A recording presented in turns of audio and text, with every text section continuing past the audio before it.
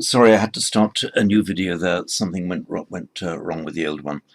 So, in the accusative plural, Sanskrit charata. In Pali, then, just as you have charanta, nominative charata without the N in the accusative, you'd have expected a charato in the Pali to reflect charanto, charato. But no, it remains charanto in the Pali.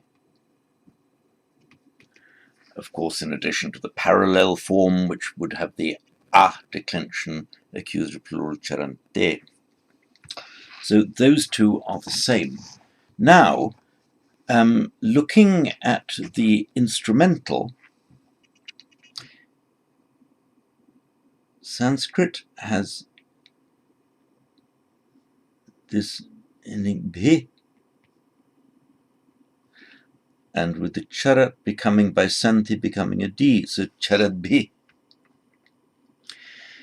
At this point, the Pali forms part company because Pali has the instrumental form based only on the vowel stem, so from charanta. So it's charantehi. I'll put it in square brackets just to show that it's not really of the consonantal stem. So charantehi.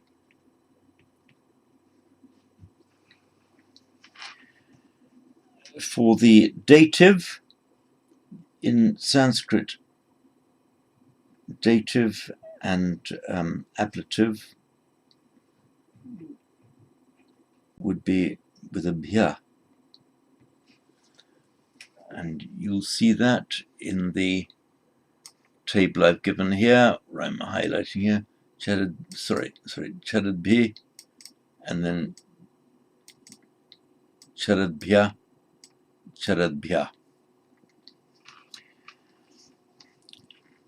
I'll come back to that in a moment. But first of all, for the dative, we know that in Pali that's going to equal the genitive anyway. The ablative we'll come back to in a moment. With the genitive, in Sanskrit, you have the characteristic genitive plural ending am. As you know, from the a declension, it would be anam of the men, naranam of the Buddhas in the plural, buddhanam. In Pali, naranam, buddhanam. For the consonantal declension, it's just an am on its own, so charatam. And that is reflected directly in, sorry, let me bring back my iPad screen. That's reflected in the Pali charatam. Because whereas in Sanskrit you can have a long vowel followed by the anusvara, charatam, in Pali you can't, it has to shorten to charatam. For the locative plural, as we know, for the a declension, it becomes esu. For instance, vana, a wood, a forest. Instrument, locative plural, vanesu. In Sanskrit, the characteristic locative plural ending for the consonantal stems is su. So we have charatsu. Now, just as with the instrumental, that's the third case,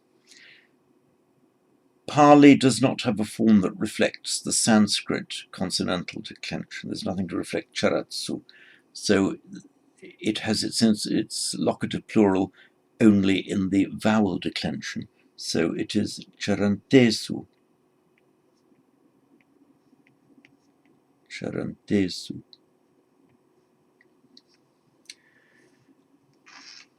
And for the ablative, so in the plural, dative and ablative are the same in Sanskrit. In Pali, dative same as genitive, so it would be charatam or charantanam, charamananam, and so on. For the ablative, where in Pali we have the ending ehi, again, there is no Pali form reflecting the the Sanskrit charadbhya, it becomes charantehi,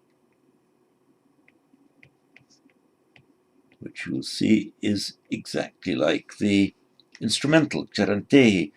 So, charantehi, instrumental, charantehi, ablative, plural, charantesu, locative, plural. These are exactly the same as the ordinary a declension.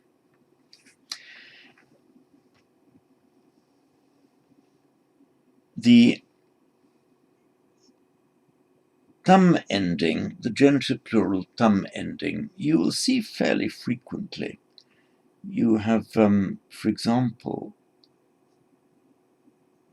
in one of the verses of the Dhammapada that we've done together, you have the satangandho, gandho, fragrance, gandho, satam, of the good, the fragrance of the virtuous, the fragrance of the good.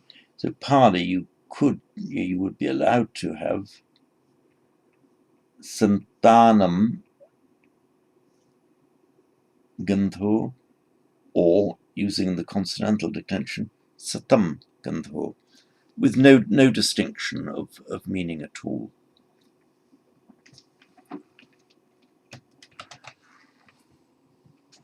Now, before we come to the end of this grammar section, I just want to give you a note on these endings, the anta, which reflects the Sanskrit an, and mana. I said earlier that the anta, the an, reflects the Latin ant, ent, which we have quite frequently in English, very common in English. The mana, you've come across the parasmaipada and the atmanepada, that's the act, they're called the active and the middle endings, two separate sets of verb endings in Sanskrit and Pali. And in Sanskrit, the anta and the ant stem goes with the parasmaipada, the active endings only, as the mana goes with the atmanepada, the middle endings only. In Pali, they've become indistinguishably mixed up. So that's why in Sanskrit, for walking, you say charan, you can say charamana, because charati, parasmaipada, therefore it has to be charantam. Charamana would be wrong. This mana ending, by the way, and we'll study more about this in Sanskrit, it's fairly simple, really. This is actually cognate with the Greek ending menos, which is the middle participial ending. And we have it in a word like prolegomena. In Greek, I'll write in Roman script, lego means I say. Prolego, I say in advance, like prefacing something, advance comments. Prolegomena are simply things said in advance, prolegomena. So it's introductory comments. You would use it in, for example, in scientific journals. The prolegomena would be introductory comments. So this mena here is from the same origin as the Sanskrit middle ending mana. And we have it in a more common word.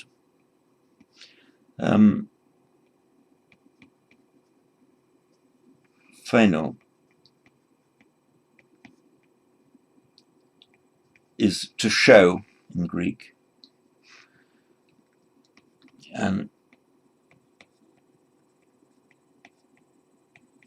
phainete is the middle form. It means to be shown or to become apparent. And so something that is shown, something that becomes manifest, we write it in English as a phenomenon. So this menon, pheno, sorry, this is meant to be an N. This pheno, menon, the menon is the middle participial ending from phainete, to become apparent, to become manifest. So phenomenon, something that becomes manifest. So just remember this in this prolegomena and phenomenon. These are remnants that we have, even that we use now in modern English, that exactly reflect the Pali and Sanskrit ending mana. So there we are. That concludes this rather heavier than expected bit of grammar, or heavier than expected for Lily de Silva. As I say, do try to master this, because you will be coming up against it the entire time. So it's well if you really own it. So there we are. We'll now proceed to the exercises.